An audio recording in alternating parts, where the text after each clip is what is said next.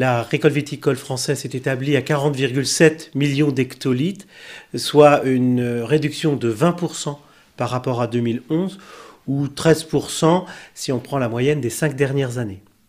Donc cette réduction de production s'est effectuée dans un contexte général de marché plutôt porteur, tiré principalement par l'export, notamment en Asie et aux États-Unis.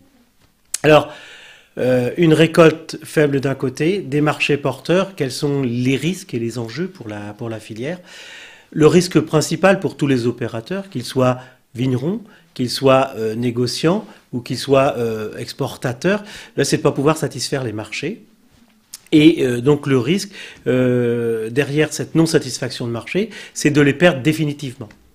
Donc les enjeux pour la filière, pour éviter justement ces pertes de marché, des réflexions sont menées pour créer les bonnes années, des réserves qualitatives ou quantitatives comme le font le cognac ou le champagne. Donc ça c'est un premier point.